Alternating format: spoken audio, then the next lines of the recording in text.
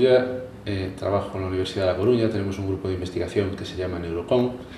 Neurociencia y Control Motor,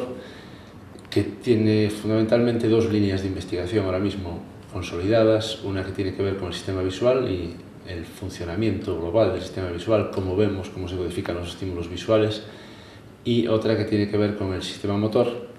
sobre todo relacionada con la utilización de técnicas virtuales, de realidad virtual y de estimulación magnética transcraneal, técnicas de neuromodulación de la actividad cerebral para mejorar patrones motores, relacionados fundamentalmente con la enfermedad de Parkinson, y ahora estamos extendiéndolo también a personas mayores que no tienen ningún tipo de patología, pero simplemente por la edad.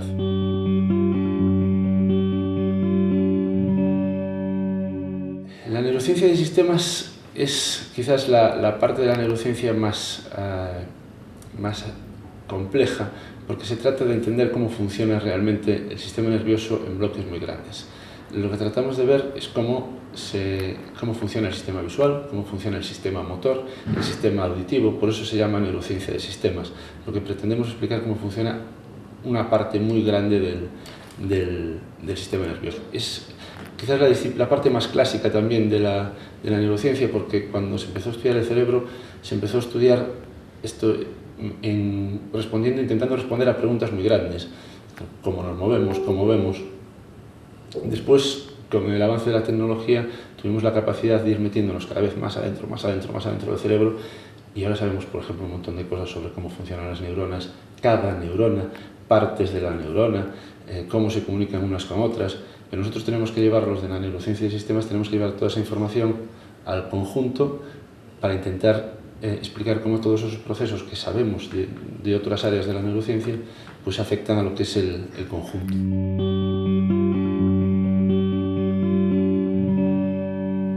Llegamos a un momento en el que el conocimiento que tenemos del cerebro, a pesar de que decimos siempre que se sabe muy poco del cerebro y se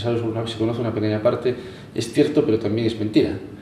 porque lo que se sabe, a pesar de ser poco, es inmenso. Por primera vez estamos en condiciones de plantearnos, por lo menos, entender cómo funciona el cerebro, entender cómo se codifican los estímulos, qué pasa en nuestras neuronas cuando nosotros vemos algo y nos gusta, o cuando no nos gusta, dónde recordamos, cómo recordamos. Y entonces, a partir de ser capaz de explicar eso, pues, se abre un campo nuevo totalmente, que es el de ser capaz de manipular todo eso.